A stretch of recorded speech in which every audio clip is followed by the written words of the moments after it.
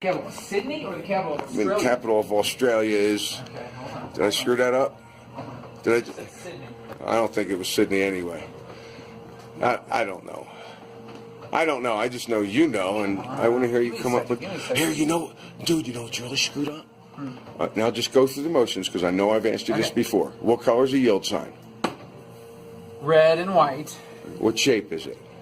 It's a triangle. Oh, this is fucked up. For the past 2 months, I've been walking around telling people it's a diamond, and it was a diamond. Huh. The other day, I look at it and it's not a diamond anymore. It's an upside down triangle, and I'm like, how come I'm freaking out? I mean, I kind of take. You must be the newcomer to this timeline. Yeah, there you go. It is. Shit. Oh, you I make. know this one. You don't. You don't know because it changed. Yeah, maybe like 1 3/4.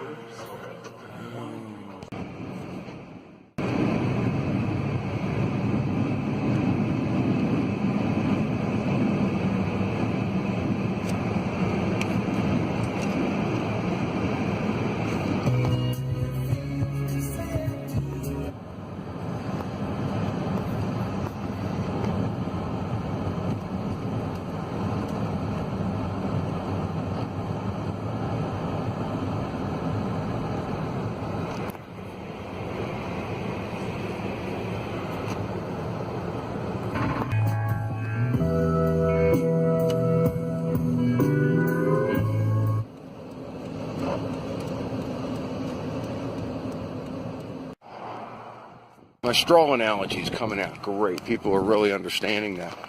I have a handful of straws, and I tell them this is a timeline with specific parameters.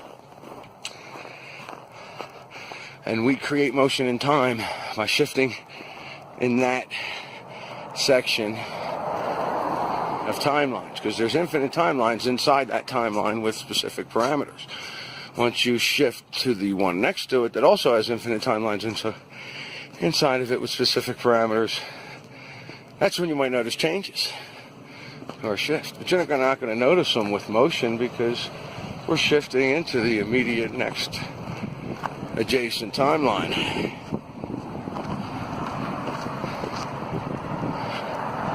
Well, I hope I get a good editor because I know I wrote that about 3 paragraphs long. Makes sense.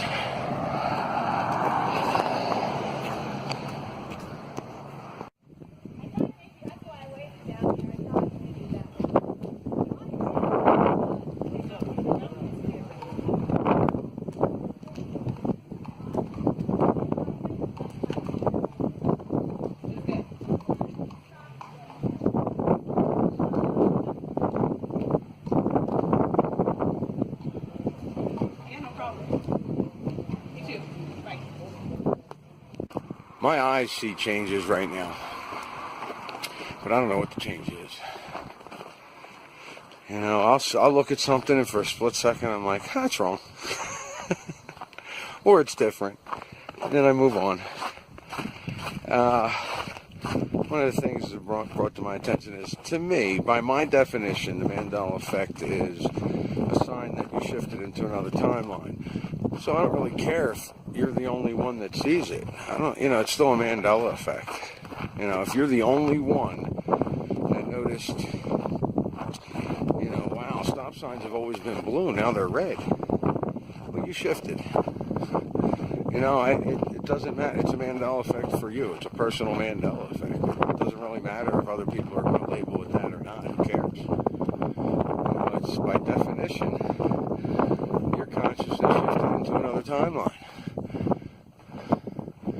So, people can scream and yell and get all upset they want. It's cracking me up. I was checking out Reddit where somebody just off the hook. A few months ago, I think the comment was put up, though, or was it? I don't even know. I don't even think it was a comment. I think it was in the description about how, if only one person, it to be a Mandela effect, it has to be multiple people forgetting. No, I disagree. And that's some of the things I've been coming across now. Personal Mandela effects. Hi, pretty girls and boys. Yes, you're pretty.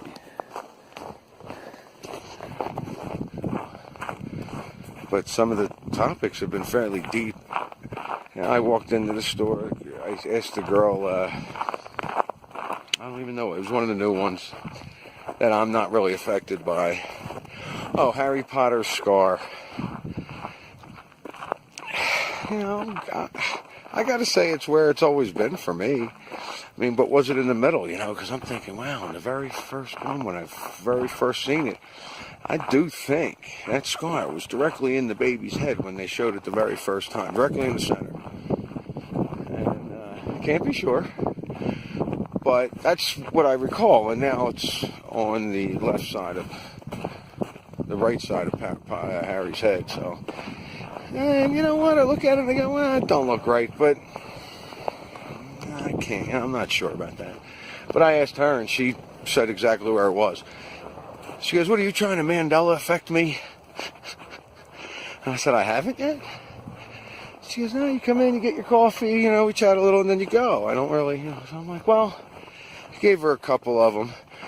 And her eyes started to brighten up because she started to understand. You know, because I was explaining, no, there's always been 6 people in the car. And she's like, oh, I'm quite sure there was 4. I said, yeah, me too. So after that, I explained to her about the whole death being a catalyst. Talked to her about the accident I had and how she's going, well, and I said, yeah, when you die, you go into another timeline and you're dying for those people so that they can experience life without you in it. She's like, well, that's sad.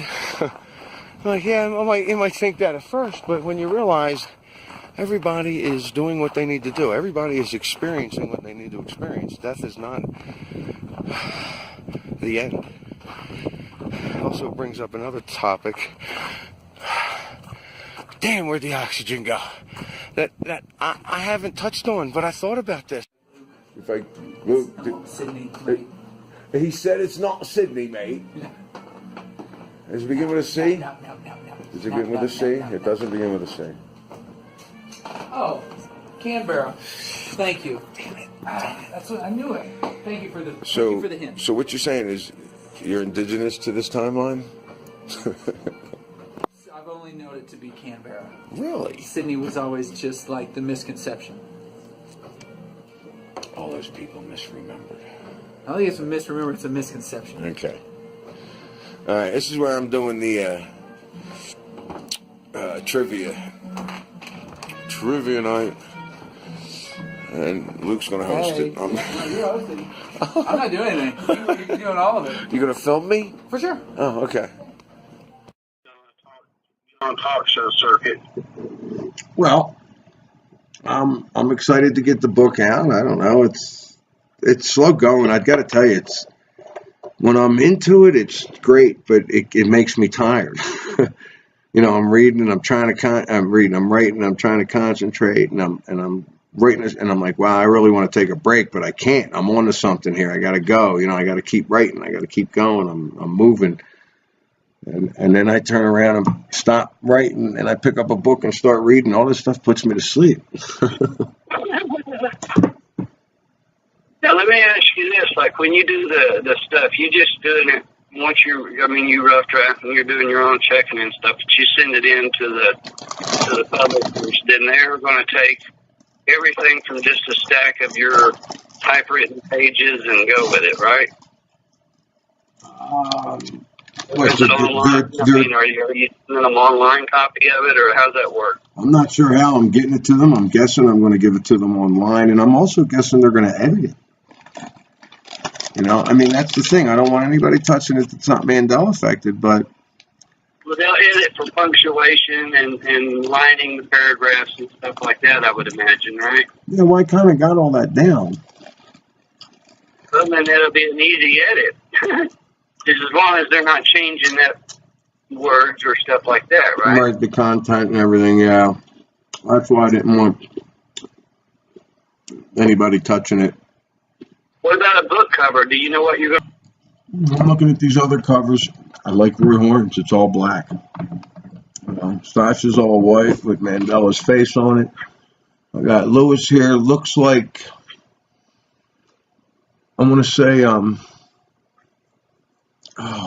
Aztec kind of art. And the alternate Mandela effect looks like brain activity. And I got an hourglass on the journal. I think I've come across a pretty big Mandela effect for the younger crowd. Morning. Best day of my life. We're going to test it out on whoever's working behind the counter today. I am. All right, Liz. Hi. Blue's Clues. You remember that show? I do remember Blue's Clues. Yeah. There's a Blue has a friend. She's pink. But Blue is a boy. Or Blue is a girl, and the, I can't remember her name, but... Her name is... His name. Okay, I'm going to give you her name, and you tell me if it's correct. Her name is Chartreuse. Chartreuse? Chartreuse. I don't know. And she is pink. She's pink. Could you look it up on your phone right now? I want to get the reaction on your face. Because Chartreuse is a reddish pink, and that's her name. Okay. Okay, at least that's reddish pink is what it used to be. So now when you look up Blue's Clues Chartreuse,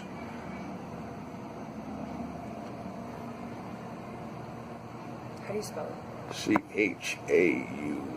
CHAUR Something like that. CESE.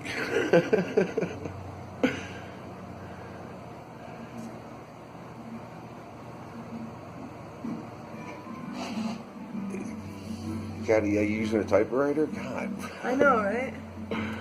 Okay. Blue's Images. Chartreuse. Clues Chartreuse. Okay, I could have paused. Is it green?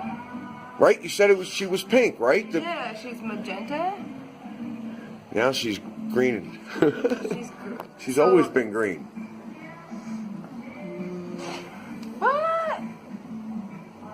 Green? Wait. Let me see this. You said she was pink, and I have to agree, but it's not like I watch the show every day. I think I got the Mandela effect for the younger generation. So there is a blue puppy, and I just looked up characters now because I need to investigate more. This is not. Well, there's a pink So puppy, yeah, there's Blue's Clues characters. and her name is Chartreuse. That's the key. So there was a magenta. There was a dog called Magenta? Mm-hmm. I don't remember that. I know there was a dog called Chartreuse. I don't know. Maybe it was. What is So the magenta blue- would have been What is the pink. green dog? Green's favorite color was brown, and periwinkle. Dude, this is so confusing. But the little girl's name was Chartreuse, yeah? This is the Wild's Green Hour Speakeasy. Not to be confused with the Scarab Performances Speakeasy.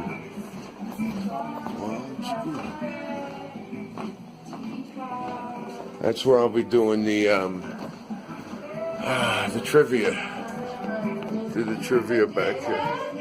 Blue's best friend, who is identical to her with the exception of a magenta fur coat. Excuse me.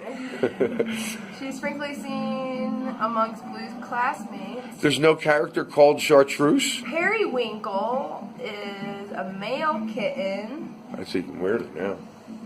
Is there? Cinnamon? No. There's no Chartreuse. I don't think so. Wait, Green Puppy. Green Puppy is one of Blue's acquaintances and schoolmates. Mint green color, who unlike other dogs featured in the series, is depicted with visible teeth and incisors. She communicates through low barks. Doesn't say Chartreuse. Doesn't say a name. Doesn't even give her a name. Orange Kitten. Wow. Purple Kangaroo. Plum is Periwinkle's best friend from the city. Winona. Miss Marigold. Storm. Gingerbread Man. No Chartreuse. That's strange. I guess I'll find out when I post this. I'll take a 20-ounce Absolutely. usual. That's weird. caramel latte. Do you remember Blue's Clues? That was. You do remember Blue's Clues? You loved Blue's Clues, but you can't remember the pink dog's name? No, I was super young. I didn't really. I remember Blue. Fa showed up for me in 2015. First time I ever seen it. Don't know.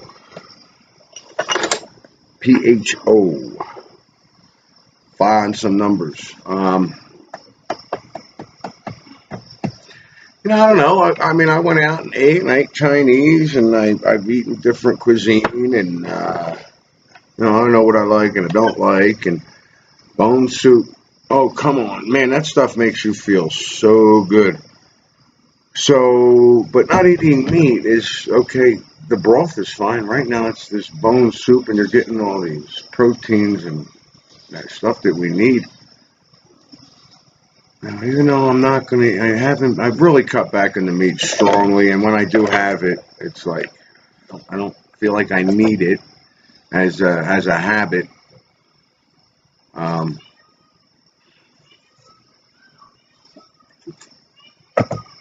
But my body craves that stuff, but there's ways around that, so I'm not too concerned. But this pho, there might be a way around it. Now, I just had it the first time about a month ago, and the whole time I kept thinking, wow, you know, this is extremely interesting. I could have put other stuff in it, but let me just go for the pho, the broth, the bone broth, and I wasn't feeling good, and my back hurt or whatever, and when I was done that soup, I'm telling you, man, that just made me feel so good. I was felt really good. Also, Cheba Hut. Cheba Hut has never existed for me. It was a hoagie shop, I guess. I don't know. Burgers, maybe. Apparently, it's been around since '83, I think, maybe '84. Cheba Hut. I noticed that a couple months ago as well. Just surprised me when I looked it up that it's a franchise and it's been around for ever. Now, and it's funny, I haven't had a chance to really look at all the Beatles stuff that I've been wanting to do. I've been wanting to listen to all the songs. I did find some inflections that were different on the first album. Backups. The backups were different. Oh, what was it? It was the first album. I'll tell you what it was. Please Please Me, Misery. Second song on the album. I hear different backups. It's interesting, and that's as far as I went. I did that a while ago. I was just checking it out, and I was just laughing because at some point it doesn't really matter. You know, we already know what's going on. I just think it's interesting. I'm chasing Mandela effects again. Ouch. Just a little quickie here. If you even come up on this, Dad, what do you got? So, the theory is that we're all just a video game, right? The concept is matter is not dense. It's molecules and atoms being told to do this or that, right? And there is no density. This is here because there's all these molecules saying, here I am. But so if you think about it as a video game and being inside a level, you're held and confined to the level that you are able to essentially exist in, right? But if you look at video games these days, they have all these multiple saves where you can start at the beginning and you can go these different branches, right? And you can do multiple saves. I think there's unlimited saves, almost, right? If you start at the beginning of time and you go, hey, guess what? There's 12 different variations that we can go. And you save at each of those variations. And from each of those variations, now you have 12 possibilities. That exponentially makes it expand into the possibilities. I've been wanting to just do this live because I got this thing in the back. This is what I've done to the place, people.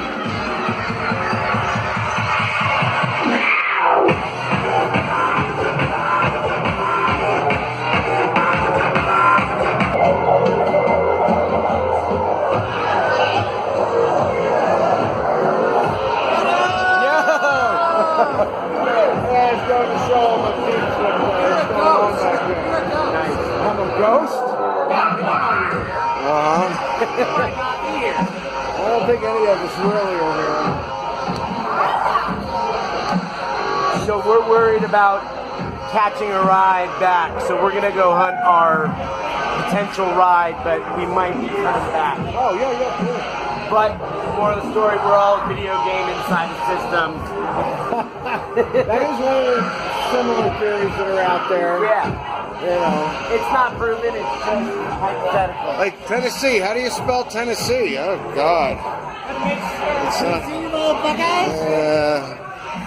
See you guys. See ya.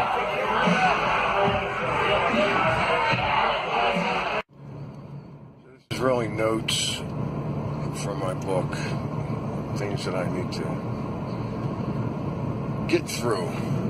Because while I'm writing this book, you know, I've noticed I'm doing a lot of soul searching. And I'm realizing, you know, a lot of the things I'm talking about in my book, you know, I'm writing through it, what I've said quite a few times in videos and stuff. And I'm realizing, yeah, it's true. This, you know, I'm doing this for me. I'm listening to myself, and it's like, for instance, I had this urge, this desire to be in a relationship. And, you know, I really didn't know where it was coming from. And I would say things like, oh, your head's being polluted by media and television.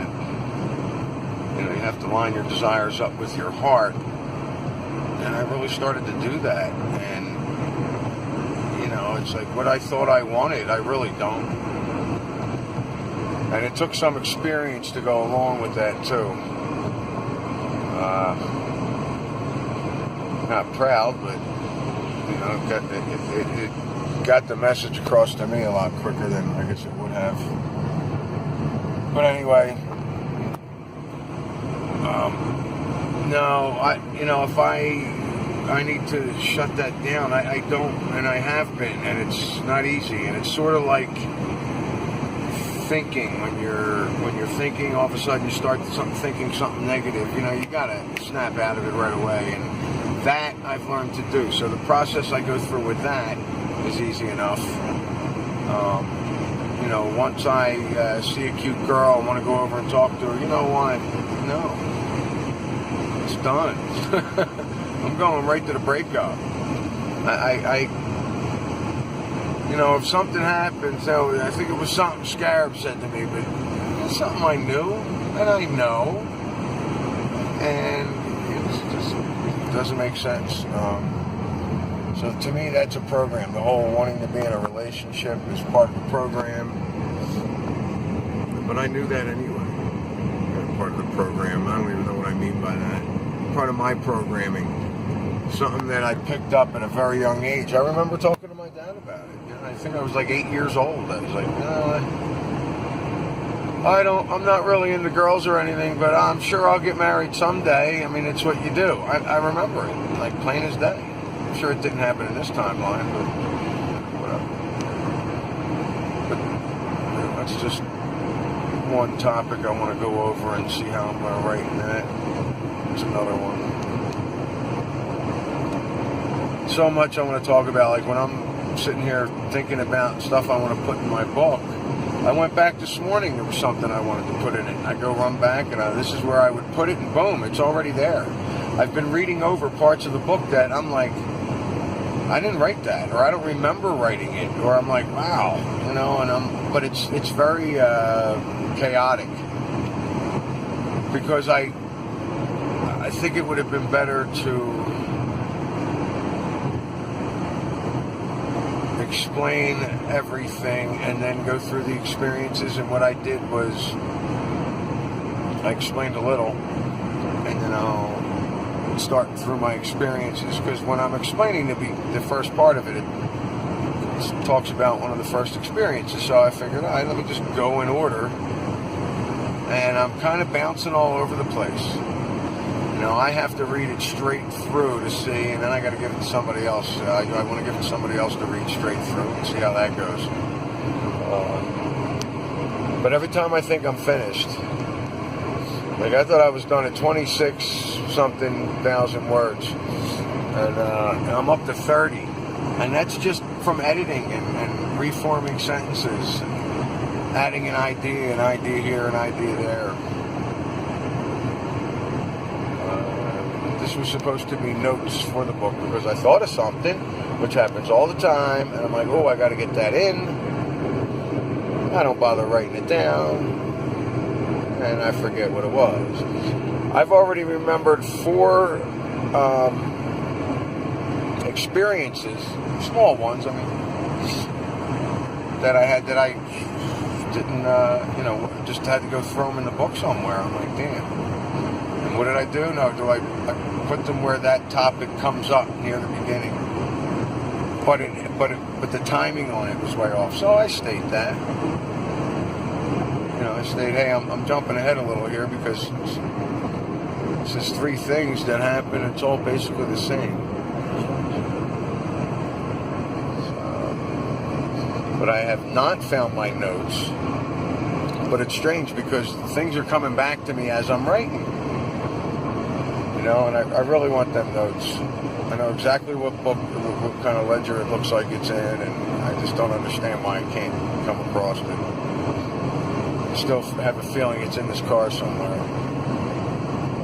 There is a bunch of junk back there still. So the soul searching thing, you know, I'll sit here and preach and preach and preach, and then I'm like, yo, you know, you got to apply, man. You got to apply. I love the people I've been talking with on YouTube. When I don't get to do it after a couple of weeks, I'm like, wow, you know, I call up people, I say hello, talk to them. Something I need, something I want to do. And yeah, it's nice to have that outlet, but at the same time, and one of the things I had to put down was the computer, media, and electronics that are feeding my mind, and YouTube does do that. You know, I'll get on YouTube and chat with people, or I'll just call them up. You know what? I mean, I feel like, you know, when I say that, I feel like I'm the guy that won't change, you know, or the old man that doesn't like change. I don't like that. But at the same time, it's running into an area where, you know, I understand where computers can be a tool, but, you know, they're already taking over, right? I'm just keeping things to myself, because that's part of the process as well. You know, doing what you're supposed to do as far as creating, and keep it to yourself. That is a big part of it that I need to make sure I shove in the book somewhere. Because one of the things I've done is, you know, the process that I go through, I don't know what's right and what's wrong about it. I know I've been creating. When I create something negative, I'm like, damn it, I was thinking about that. I was getting pissy about that or whatever, and something negative comes up. Holy shit. You know, I don't know what the formula is completely, but I do mention bits and pieces here throughout the book. I do not lay it out as this is what you do. Because you know what, I don't know. And all I really did was write down my experiences and the interpretations I gave from those experiences, and I elaborated on them. And that's it. You know, and then I come up with, and then I go talk to somebody online, and I'm like, wow, you know what? I I need to get that in my book because it is a theory, it is a possibility, and there's other things. I'm like, I really didn't want to go through all the whole explanation on the Mandela effect. I feel like that's a cop-out. You know, let me gain it like 10 pages here, and I can explain the Mandela effect. And I'm going to be explaining how I'm thinking in the book, I'm going to explain how I came into contact with the Mandela effect and everything, but I do need to kind of explain what it is, you know. So I briefly jump into it, maybe a paragraph, and then get away from it, and then I come back later and get into where the name came from. And now, personally, I don't think it's a great name. I really think it was. I've got to remember to finish this in my book because I did not complete this thought in my book. But the name was planted, Mandela Effect, because of a mandala. Mandala. You know, the mandala is a continuous circle that changes, and I really think that was the name Mandela Effect was planted. It's also come to my attention recently that what I really feel is happening, I've said quite a few times, it's a big theory of mine that it is natural for human beings to shift their consciousness through time to create space, to create motion and time, to create.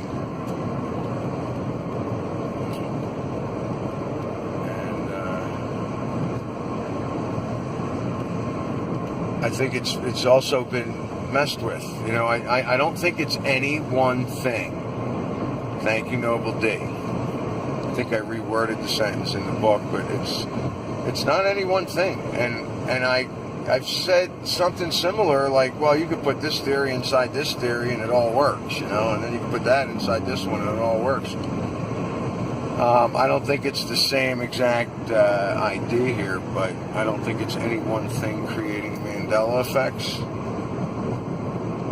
There is manipulation going on here, and I've noticed that with the JFK assassination videos and stuff, because when you watch those tapes, when you watch those videos,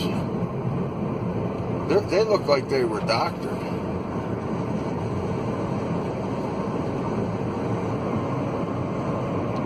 Yeah, the video looks manipulated when you actually watch the video, okay? And it also looks like there's some pictures where Connolly's wife is superimposed in the picture and stuff like that. So, and we were having this discussion, like, why, if that was a manipulated shift, why would they doctor with it? No. What if we actually shifted and that was the reality we shifted into, and now they're making it look like it was fake by doctoring, by messing with it online, by putting all the cheap tricks, online. So when people look it up, it doesn't look right. You know, why would they do that if they were trying to? So it's so intricate, so intricate.